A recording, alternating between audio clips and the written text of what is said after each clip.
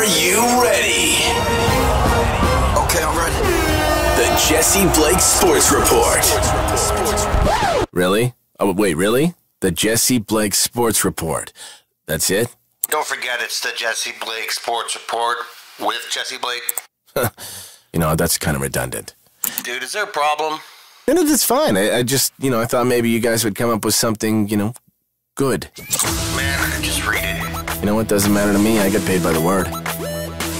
Let's do this.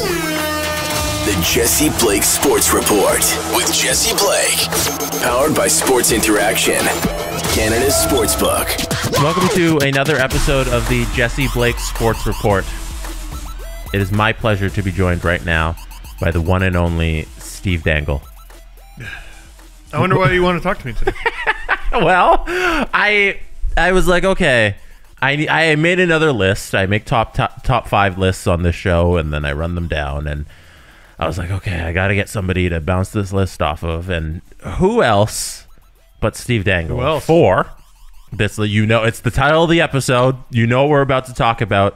It is the top 5 most devastating Toronto Maple Leaf losses post-lockout.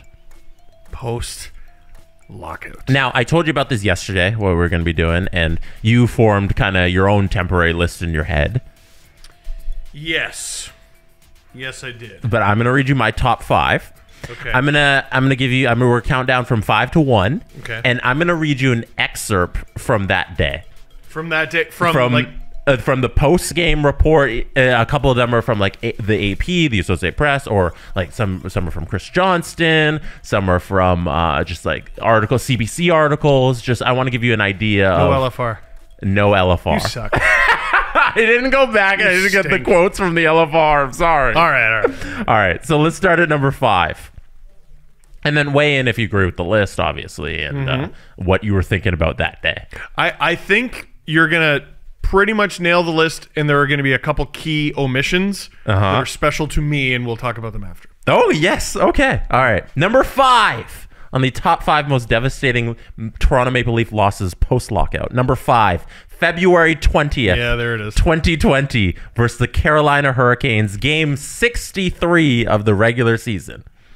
David Ayres was sitting in the stands with his wife at Scotiabank Arena when Carolina Hurricanes goalie James Reimer went down with an injury. Very early.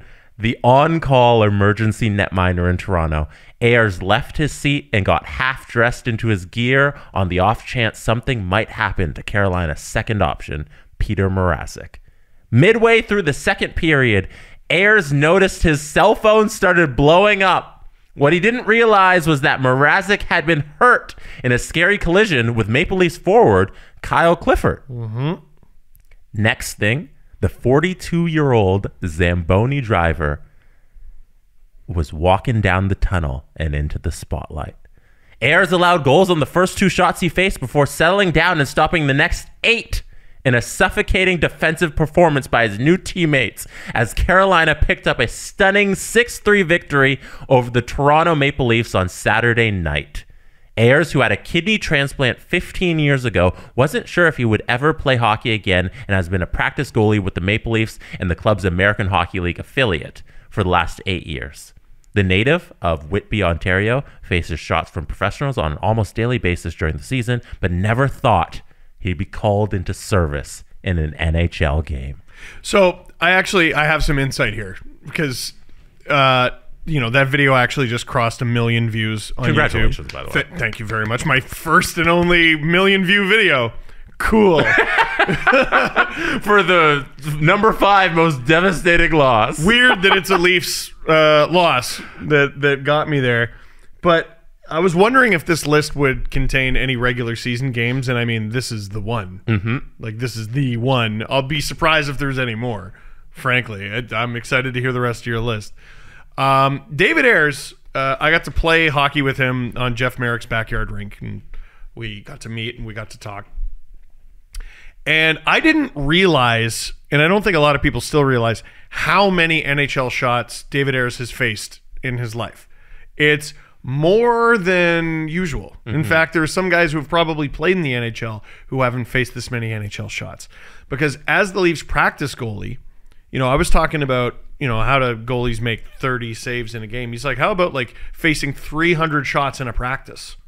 And he showed me his mask, his iconic mask that I'm sure is in the Hockey Hall of Fame, or it will be one day. It should be. His Marley's mask that he wore with his Carolina Hurricanes jersey and won. To win an NHL game. Zach Hyman, with a one-timer at practice, cracked his mask. Damn. So if there was any team in the NHL that David Ayres had the book on, it was the Toronto Maple Leafs. So in a way, he was Carolina's secret weapon. He was the perfect goalie for the situation. The perfect goalie for the situation. It's, you think it changes the way you think about it, because Elliot Friedman said that when Ayres got put into the game, GMs and executives were reaching out to him like, this is a travesty, this is rigged. By the end of the game, they were laughing. But when you think about it, who is that goalie going to know better than those players? If David Ayres has to take on the Carolina Hurricanes, I bet they light him up like a Christmas tree. Yeah. But having to take on the Leafs, well, I know Himes is going to shoot here, Matthews is going to shoot here, etc., etc. Where were you at the time? Were you live on YouTube doing a Saturday night? Thank goodness I wasn't. Okay. Because I can assure you I would have been fired. The Leafs hadn't been playing great hockey. You know what everyone forgets? So I was actually at the game before that.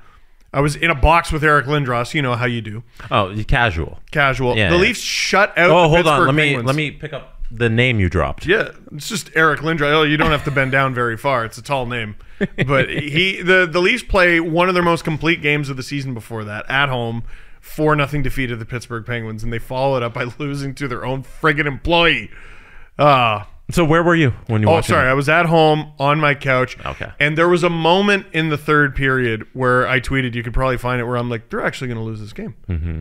Like, it took a while for me, because if I'm not mistaken, even though Ayres allowed the first two shots he faced, the first goal that was scored with David Ayres in net was on Toronto. When Ayres entered the game, I think it was only 3-1. Right. And then Carolina scored. Carolina, not only did the Leafs lose that game, but Carolina outscored them with Ayres in net. Yes. People forget that. Yeah. It was 3-1 and the game ended 6-3. Mm-hmm. The fact that they got so little shots on goal was the biggest. 7? I think it was 8. He made 8 saves. Or it was 7 in the third period. Yeah, and he made 8 saves and 2 goals. The fact that you didn't it wasn't 20. It wasn't 25. In a regular game, they can just pepper shots on the goalie, and this is a guy who isn't an NHL goalie. He's a 42-year-old Zamboni driver, and you didn't just pepper 20 shots on him. And his first play of the game was to charge out of the net to the face-off dot to take away a scoring opportunity from Zach Hyman, and it worked. Oh, my God. Number 4 on the list of most devastating Leafs losses since the lockout. April 26th. 2018 versus the Boston Bruins. Round 1, Game 7. Interesting. So I wore a heart rate monitor for this game. This is the first time I did that. It was a Fitbit. So I helped a friend move that day. I helped in the him, morning. Yes. So he moved from Toronto to Collingwood. I loaded up the moving truck. So I carried, all this heavy furniture into a truck. My heart rate goes up. Then we drive to Collingwood. I help him unload the truck, unload all this heavy furniture, and my heart rate goes up. During Game 7, my heart was consistently higher than it was when I was lifting furniture and carrying couches out of the house and stuff like that. I was very sad by that loss, because Kapanen scores this amazing shorthanded goal to make it 4-3 at the end of the second. They enter the third period with the lead, and they blow it again. Underratedly, though, yes, it's Game 7, so it's the one that stings the most. To me, it's not the most embarrassing loss of that series. Okay, which one? The most embarrassing loss of that series, Game 4 in Toronto, with a chance to tie the series. Because they had just won Game 3. Frederik Andersen makes that ridiculous paddle save on David Pasternak in the dying moments. They win 3-2. Matthews scores a power play goal. That was the game where I met his parents. Oh, fun. And the next game, I'm on my way to the game, and I know the Leafs are about to win, and I know the Leafs are about to tie the series, because Patrice Bergeron's not in the lineup. Marchand scores a minute in, and they lose. Tuukka Rask thoroughly outduels Frederik Andersen. you're down 3-1 in the series. It's a miracle that the Leafs even had the opportunity to blow a Game 7. I think that's why it becomes more devastating, and why it's number 4 on the list, because it was a 3-1 reverse. Remember, coming off of 2013, this is the first time the Leafs are in a playoff series where it looks like they can win, because at Washington, we all kind of knew it's a young guns overachieving. Right. And here we have the Leafs are in the second period. They're going to do it. They're going to reverse the curse. The 3-1 comeback win, and they didn't do it. I'm going to read the excerpt here. The Toronto Maple Leafs could not complete a comeback from down 3-1 the Eastern Conference first round against the Boston Bruins. The Maple Leafs were eliminated after allowing 4 goals in the third period. This is what Mike Babcock said post-game. Boo. We're done. The bottom line is we went out for the third period, they scored, and we didn't. Once they scored, they tilted the rink, and we didn't respond. It was like devastation instead of just keeping playing and executing in the third period. Toronto had 8 shots on goal in the period and allowed Boston to score 4 times, one of which was an empty netter. Jake Gardiner was a hot mess, finishing the game with an assist, but he was a -5. And I think at least 3 of those came in the third. He was brutal. So was Freddie. Freddie was terrible. Austin Matthews generated offensive chances and created space for his teammates, but he had just 2 points in the series. It could not solve Chara and Boston's defensive system. And he was given less than 19 minutes of ice time in that game. That was the series. That's my number 4. Do you watch that from your couch as well? Yes, well, it was in Boston. So I had gotten home exhausted from my day of moving, and boy, was I pissed. Number 3. We'll stick with the theme of Boston in Game 7s. Number 3, April 23rd, 2019, for a second consecutive season and the third time in the team's past 4 playoff appearances, the Maple Leafs were eliminated by the Boston Bruins in Game 7 of an opening round series. Jake Gardiner, once again coming up in these post-game reports, who played injured, was criticized for another Game 7 outing that left much to be desired. Frederik Andersen let in a soft one early in the first period and fell to 0-4 in Game 7s, while Nazem Kadri's absence due to his suspension continued to have negative impact on the Leafs' forward lines. Special team performances and the ice time given to certain players were an issue again, and this led many onlookers to aim at Babcock. The Leafs had backed up the Brinks truck to sign John Tavares, trade a first-round pick and 2 prospects for Jake Muzzin, seeing growth from every one of their young players, and built what they believed to be a championship-caliber foundation. Then they put the Boston Bruins on the ropes and didn't finish the job. They had an opportunity to win in Game 6. They got lit up. I think they even got 4 goals on Tukaresk. I think they lost 6-4. And then in Game 7, the only Leaf to score was John Tavares. Chara punched him directly in the face, no call, in that game. And there is a video that my wife put on Instagram in her story. It's gone. It's long gone. But Chris Johnston saw it. There's a moment with about 2 minutes left in the game. Leafs are down 4-1 or 5-1. Patrick Marleau was on the ice with Austin Matthews. He did not start the game with Austin Matthews. That's Babcock getting his big horses out there. And I screamed at the top of my lungs, not knowing I was being recorded, "Fire him! Fuck!" Wow. You were very right coming out of that series that he needed to go. It's one of my most visceral reactions I've ever had to the Leafs, like, since I was born. Since I started making content, but certainly since I was born. And that was the game that preceded, if you're aware of CM Punk in wrestling, CJ came on our podcast immediately following Media Day, or the locker room cleanup, and he delivers basically his CM Punk pipe bomb. And you were there with me. CJ basically said that Babcock saved his job with the Leafs 2-1 winning Game 5. It was ridiculous thinking then. It's ridiculous in retrospect. It never made any sense, and it ruined almost literally the entire next season. Oh yeah, 2020 was a wash. was a because of wash. how it started. That series, I think, it's even more devastating because you come off of 2018 where you're like, okay, they were down 3-1 and they didn't complete the comeback. It's really hard to do that. We can forgive that. But this time, they were up 3-2. And they had Game 6. And Game 7 was their worst game of the series. And then Game 7, you lay a complete egg and you lose 5-1. Awful.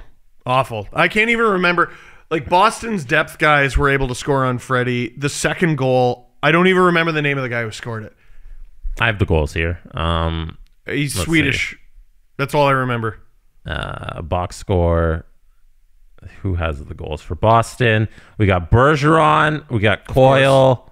We got Johansson, Corrali, and that's it. Oh, maybe I'm thinking of 2018. See, they all blend together. And Nordstrom. Is that who you're thinking of? Nordstrom. I think I'm thinking of was it Joachim? Joachim Nordstrom. Nordstrom and Sean Corrali, if I'm not mistaken, missed the beginning of that series. He comes back and he begins what would be a several-year streak of eliminating the Leafs. So I think he was part of the 2018 team. Wow. He was obviously on the 2019 team. And then I believe he was on the Blue Jackets for the 2020 bubble. Was he? I think so. Oh, gosh. I want to say it was him and Riley Nash. They're cursed. All right. Number two on the top 5 most devastating Leafs losses post-lockout. May 29th, Yep. 2021, Montreal Canadiens, Game 6, Round 1. Good pick. Game 7 was arbitrary. Game 7 was ceremonial. Let me read this and then you go off. Jesperi Kotkaniemi scored at 15:15 of overtime, and the Montreal Canadiens avoided elimination for the second straight game with a 3-2 win against the Toronto Maple Leafs. For everybody listening, Steve has his head in his hands against the Toronto Maple Leafs in Game 6 of the Stanley Cup first round at Bell Center on Saturday. Following a turnover by Maple Leafs defenseman Travis Dermott, Kotkaniemi took a pass from Paul Byron in the slot and scored on a shot that deflected off Zach Bogosian and past Jack Campbell's glove. A crowd of 2,500 people was permitted to attend the game, the first among the 7 Canadian-based NHL teams with fans since March 11th, 2020. I know a father and son duo who were there. Wow. They had 2 of those 2,500 tickets. History. Jason Spezza and TJ Brodie scored, and Campbell made 28 saves for Toronto, the number 1 seed, which outshot Montreal 13-2 in overtime. 13-1 prior to the giveaway is what I can't get past. Number 2 most devastating loss. We were just talking about at the time that we're recording this, Colorado outshot St. Louis in Game 1 in their overtime 13-0. Mm-hmm. No shots. Colorado was dominant, right? Mm-hmm. The Leafs were almost that dominant. And they got killed the vast majority of that game. That was the game where Leafs are on the penalty kill. Mitch Marner throws the puck over the glass. It's a 5-on-3. He looks devastated and nervous in the box. And I think it's Corey Perry scores. Mm-hmm. Or it was Corey Perry or Tyler Toffoli scored to give the Habs a 2-goal lead in the third period. And that was the moment. Toffoli. It was Toffoli. So that was the moment where I started to make peace with the fact, oh my God, there's going to be a Game 7.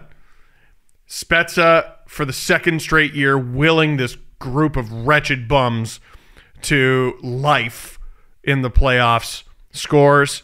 TJ Brodie, I think, deflects a Zach Hyman shot. And watching that overtime, the more it went, the more I was like, they're about to do this. Mm-hmm. The Leafs are about to make the second round of the playoffs.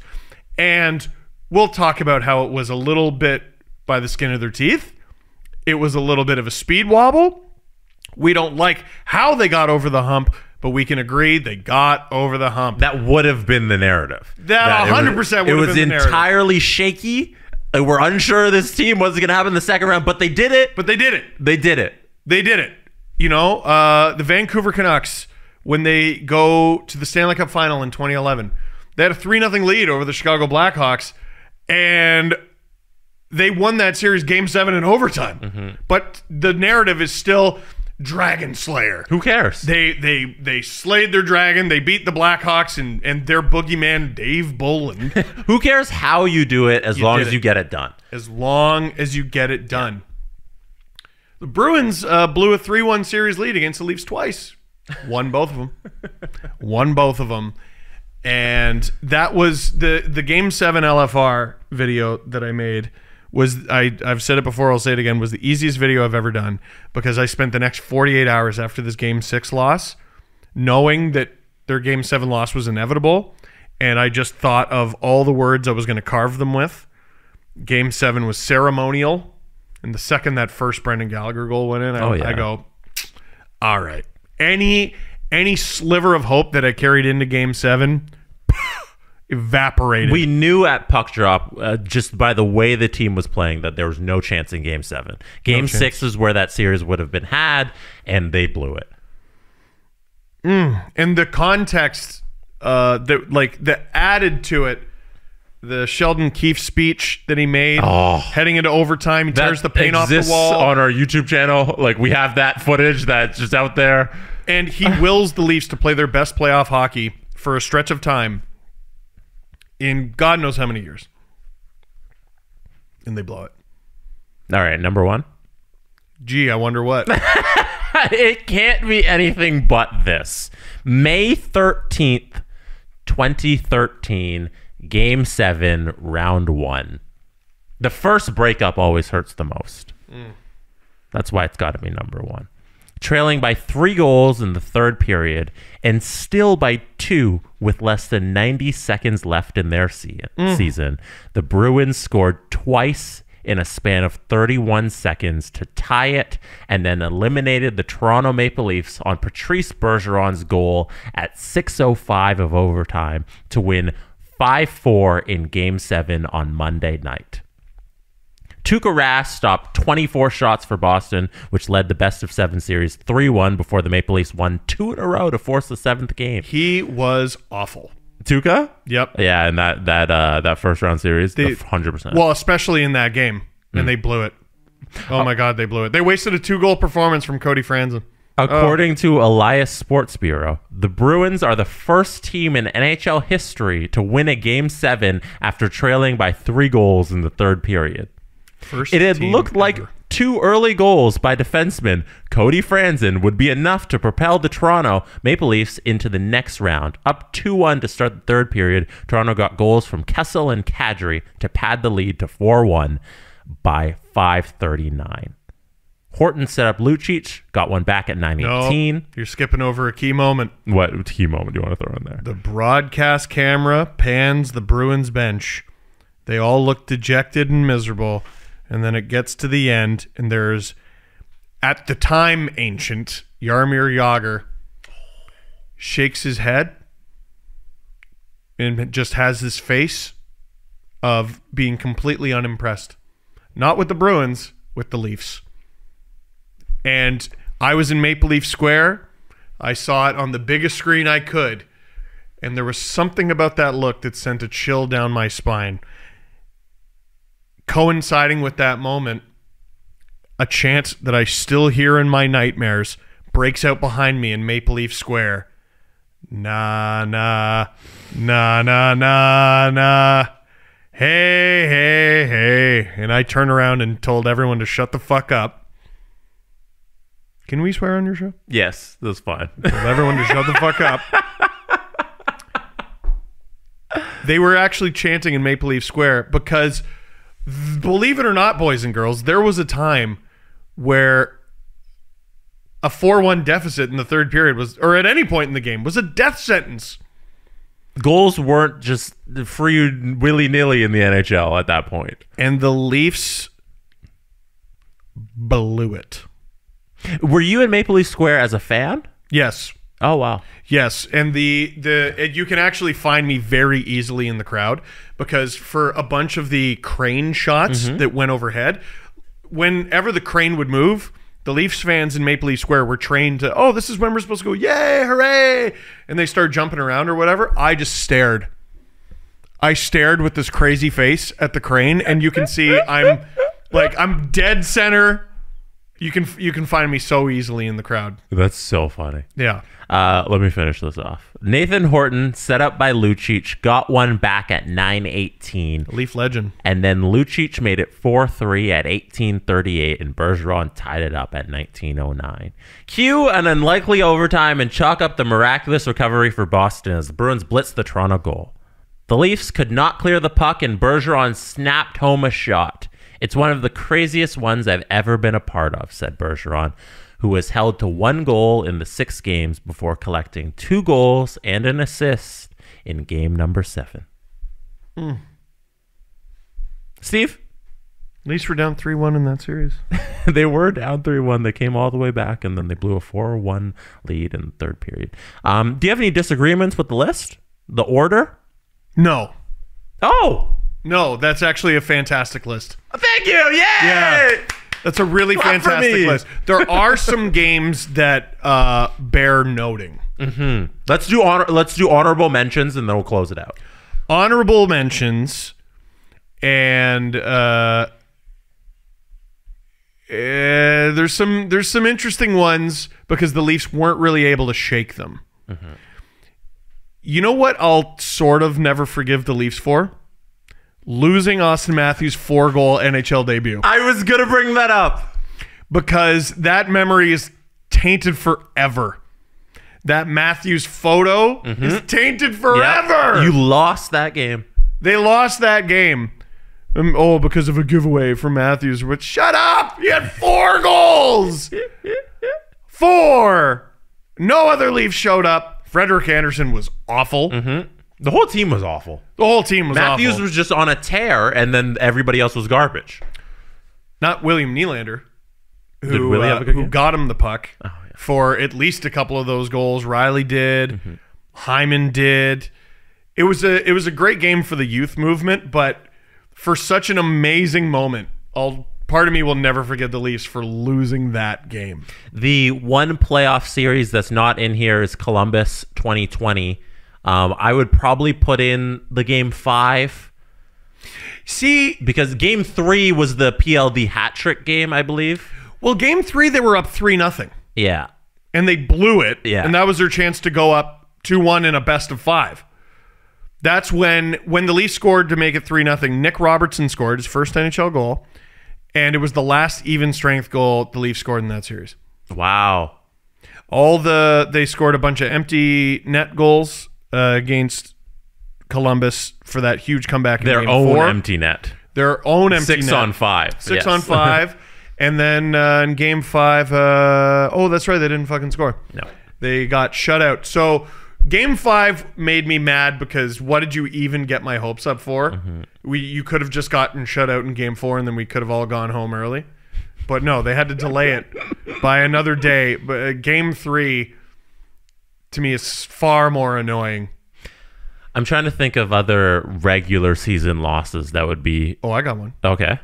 So they lose the first game of the 16-17 season, Matthews 4-goal game.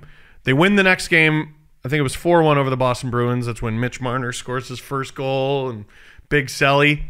The next game What's the next game? against the Winnipeg Jets. This is the height of the Matthews versus Line A debate. It's 4-0 Leafs. Yeah. They blow the entire thing. It goes to overtime. Matthews with a chance to end it is stopped. Puck goes the other way, and Patrick Laine wins the game in overtime with a hat trick goal. It's brutal. And it just established very early on in that season, and this would be a theme for that team the entire year. No lead was safe. No lead was safe. I always talked about the Leafs having traumatic blown leads early in the season that haunt them for the rest of the season. That was theirs. And for any Leafs fan in Winnipeg, the next day, I assume, was the worst day of their life. It's funny you remember like those 2 games from the 2017 season in particular, because I look back on that season as a positive season. It was. Right? Oh, it was a lot of fun. Yeah. But that one hurt. Yeah. That one sucked. Yeah. That was not fun. Underratedly, So the Leafs, this is not devastating necessarily, but the Leafs win their second last game of that season, game 81, a game that they very nearly blew. The Penguins have so many guys out of the lineup. JVR scores a goal. It's a miracle it wasn't called offside. A goal goes in off of Jake Gardiner. And remember, they need to win this game or they blow their playoff spot. They make the playoffs with that game, but they play again the next day. Frederik Andersen can't play because he got hurt. So the Leafs go back to McElhinney. If I'm not mistaken, they had a 2-0 lead over the Columbus Blue Jackets. And they blow it. Had they not blown it, they wouldn't have played the President's Trophy winning Washington Capitals. I can't remember who their opponent would have been, but it wasn't. That's so interesting. It wasn't going to be the Caps. They could have. You know who it was going to be? We would have got the Battle of Ontario had they closed that game out and won. Game 82 of the 16-17 For the season. 16-17 standings, hold on. Oh, okay. 16-17, NHL.com does not want to cooperate. So these are the 16-17 standings, but it would have been the division, the wild card. Leafs bottom wild card team, they would have leapfrogged the Rangers and they would have played the Sens. Or no, they would have leapfrogged the Bruins, sorry. Would they? I believe so. Oh, yeah. They would have leapfrogged the Bruins. Oh, wow. And they would have got the 3 seed in the Atlantic, and it would have been a Battle of Ontario in the first round. Although the Leafs would have lost. That was the Sens team that ended up going to the conference final. The Sens were very good. And almost went to the Stanley Cup final. You know, so the Leafs at least get to maintain their perfect record in the Battle of Ontario. But we can all agree, I think, that the Sens probably would have been an easier matchup. They would have had a better shot than the President's Trophy winning Washington Capitals. Right. So you've named 3 games from 2017. Do you have anything else you want to add? Oh, man. I'm sure you could go on forever. I could probably. I can name wins that pissed me off. Their home opener in 17-18. They had a 5-1 lead over the Rangers and blew it. Yeah. They won 8-5. Was that our Hockey Night in Cinema game? Was it?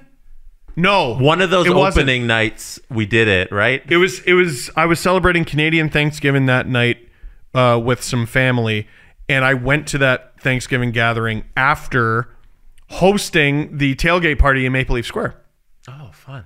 Because it was the home opener. Yeah. It was the home opener, and I had hosted tailgate parties. And they had you do things like that. And they had me do things like that. And I did the playoff tailgate the year before, and the Leafs were up.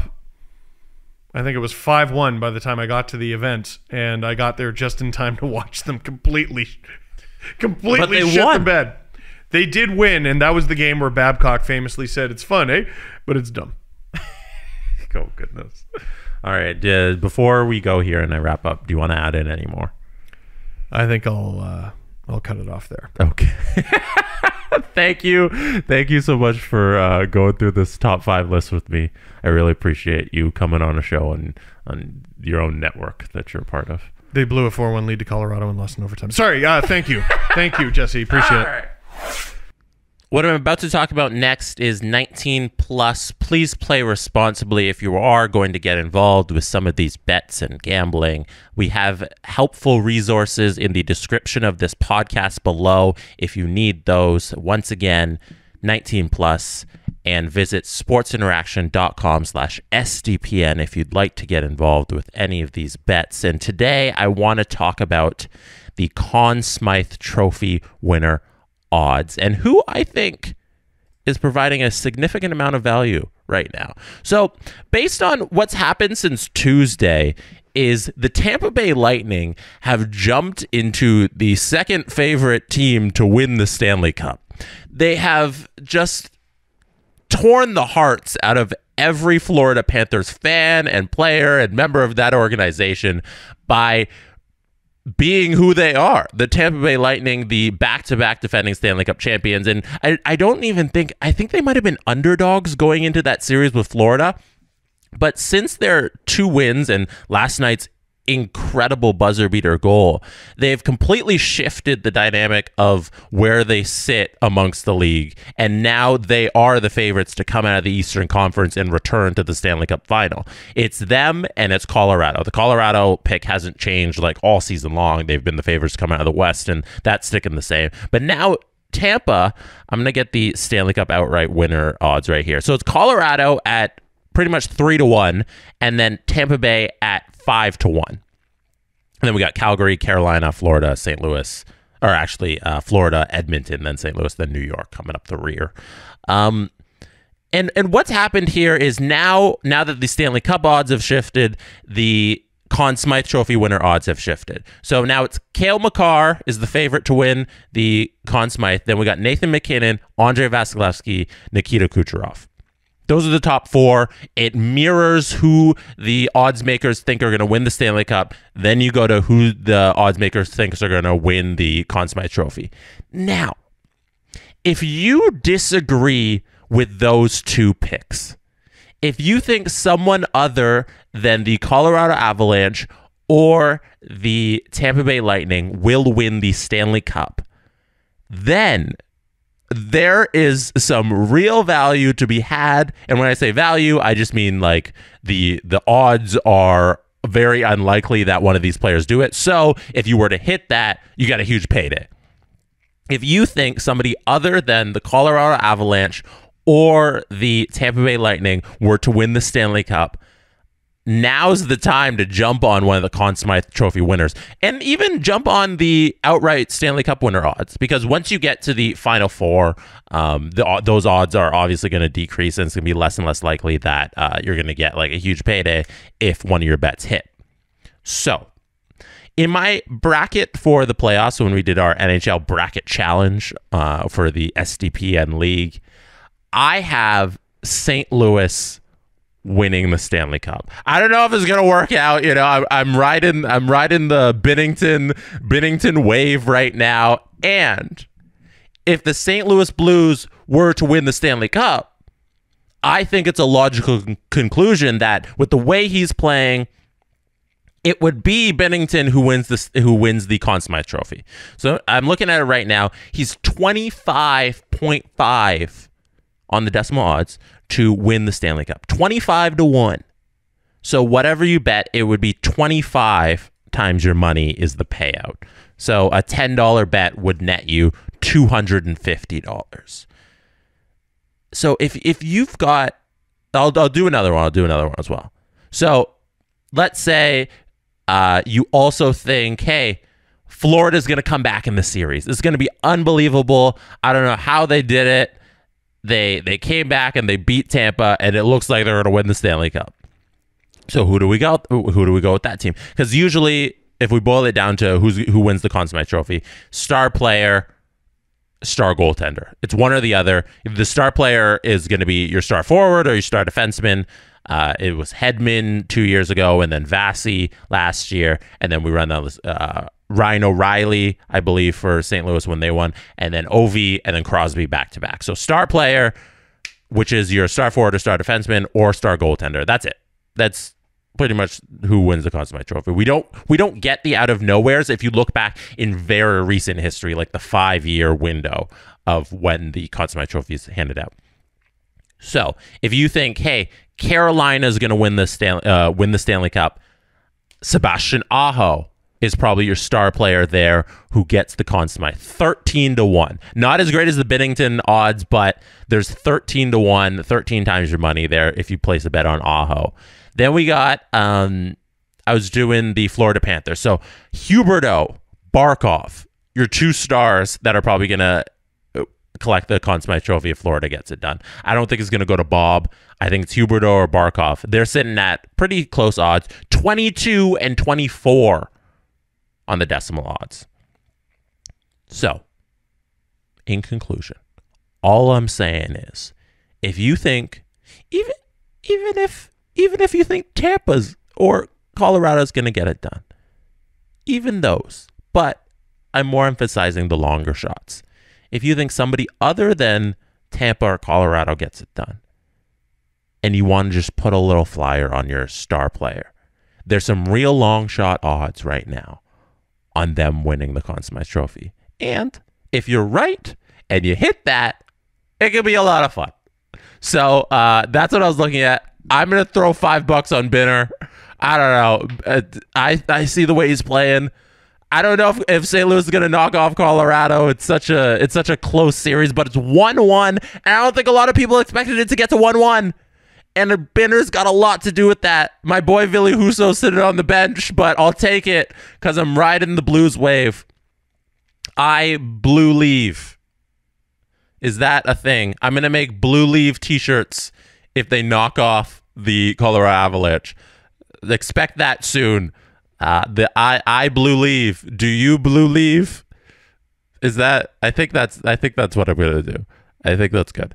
All right, I'm going to get out of here and enjoy my long weekend. If you want to get involved with any of these bets, it is sportsinteraction.com/SDPN.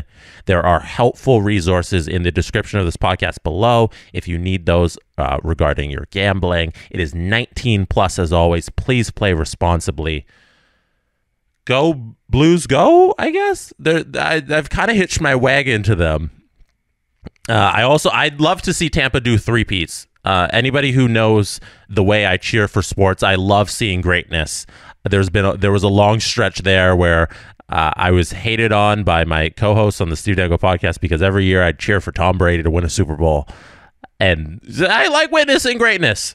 So let's hope Tampa gets back and they keep their domination up against Florida and they make this a quick series, and then they take care of business versus Carolina or New York. Probably Carolina. We'll see how that goes, though. These NHL playoffs have been fantastic. So much drama. And I haven't even given Edmonton and Calgary a chance here. I'm out on those teams winning a Stanley Cup. I don't know about you. I said I was going to wrap up the show, and now here I am on a rant about how great the playoffs have been. I'm out on giving Calgary and Edmonton a shot at winning the Stanley Cup. I think whoever comes out of Colorado, St. Louis is the favorite to make the Stanley Cup. Not the favorite. I mean, I think that's who I'm picking to come out of the West is whoever wins Colorado, St. Louis. And then on the other side, it's Tampa. Unless it's Carolina. There's 3 teams right now. There's 4 teams I think got a real shot at winning the Stanley Cup. I got Carolina, I got Tampa, I have Colorado and St. Louis. That's kind of my list. Let me know yours. Tweet at me. Let me know who you got left on your Stanley Cup bets and where you would place your money on who's going to win the cup with 8 teams left. Okay, I'm actually going to get out of here now.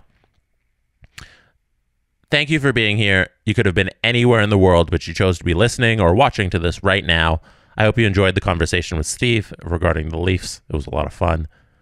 I'll see you again next Thursday. I'll be back. I'll see you on the Steve Dangle podcast on Tuesday. We are taking an extended long weekend.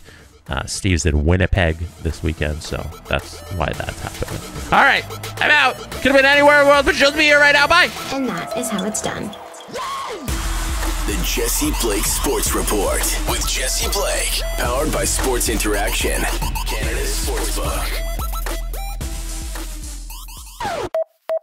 Jesse Blake, the guy that likes to hear his name twice in one sentence. Sure, I know him.